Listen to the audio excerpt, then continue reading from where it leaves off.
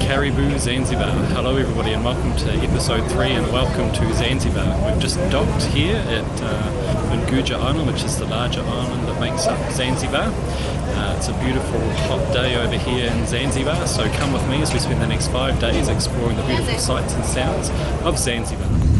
So here we are in the cab, listening to some 90s disco rock, and we're on our way to Jazani National Park to see some monkeys. This is our driver Ali,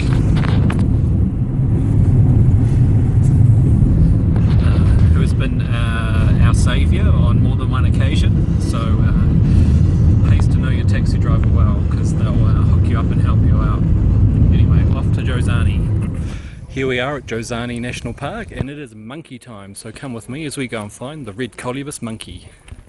Here at Jazani Forest you'll find the red colobus monkey. It's the only place you'll find the red colobus monkey in all of the world, so it's one of the most rarest species of monkey. There's about 2,500 of them here on the national park or here in Zanzibar, and they don't survive anywhere else, so they tried taking them to Tanzania, however they didn't survive very long, so this is the place to see the red colobus monkey, so we're going to go find them now. Here's our first sighting of the red colobus monkey.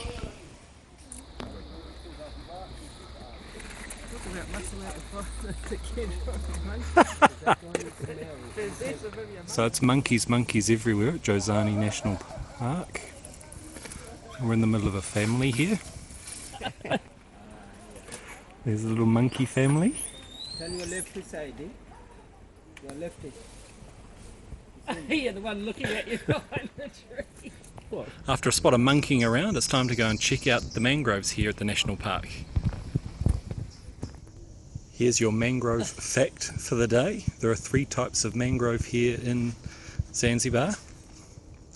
You've got the white mangrove, the red mangrove, and the black mangrove. I know, you just don't get that kind of information on other YouTube channels. Here we are at the Zanzibar Butterfly Centre getting our fill of socially conscious tourism. So we're about to go and explore the different butterflies that the villagers harvest and get some money for to save them cutting down the trees and making charcoal. So this is the future of Zanzibar.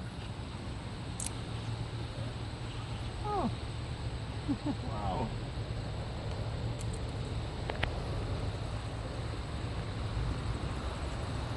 Here we are in Tangawizi, the little village outside of Zanzibar city itself. Very beautiful. So it's time to try some lipstick fruit.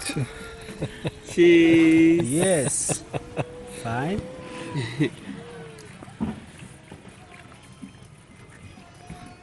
So this is what they did back in the day when they didn't have lipstick. You want to insist the women. Okay. You haven't applied lipstick very well. Not as well as him. Don't forget your top lip.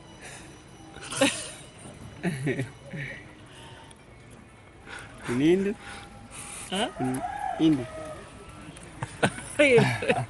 Okay. So here we are wandering through Prison Island when we stumble across this ginormous tortoise. Fancy seeing that here. And you can see that these giant tortoises truly are massive. They live to about 200 years old, and some biologists think maybe leaving up to even 300 years old. Here we are at the site of the slave market here in Stone Town. So behind me is the Anglican church, which was built on top of the slave market in 1874. So slavery was abolished in 1873. So following on from that, this church was built on top of it. And now we're going to go down and check out the 2 remaining cells that exist where the slaves were kept before being transported on to the plantations. So stand by for that. So here we are down in the bowels of the Anglican church where 2 of the slave cells still exist, so we'll go and check that out now. So it's 15 people. Imagine for 15 chambers, how many people could be here? There were lots of people. This side 50. 50%, yes. And 50. 50. 50. These chambers were about 15. Here we are in a Zanzibarian supermarket. You've heard of a cat on a hot tin roof? Meet a cat on a cold ice cream shop. It's breakfast time here at the Peace Heritage Hotel in Zanzibar in Watson Store. We've got some watermelon, some bread with good old fashioned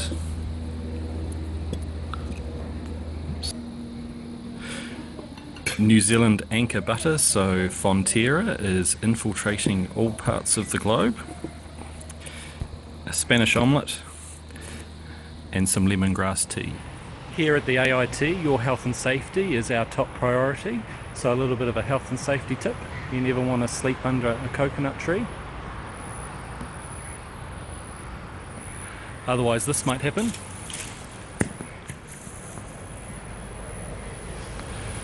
You'll end up with a coconut to the head. So it's 1,000 degrees here in Zanzibar, or at least it feels like it. It's actually about 33 degrees, so it's very, very hot, which means that I'm sweating in places I didn't even know existed. And that also means that I'm churning through my clothes. And because I'm backpacking through Africa, I've only got a limited supply. So there's a couple of options. The hotel have kindly laundered some of my clothes, and this is the traditional method of drying clothes in Zanzibar.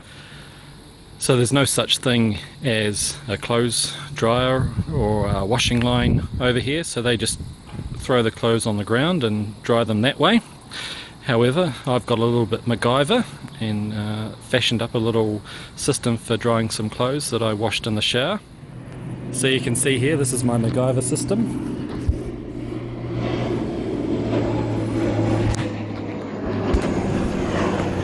A couple of plastic chairs, some sun lounges, and a pole that I got from the wardrobe.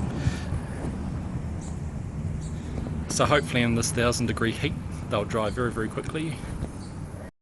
London's got squirrels, Zanzibar's got the cats.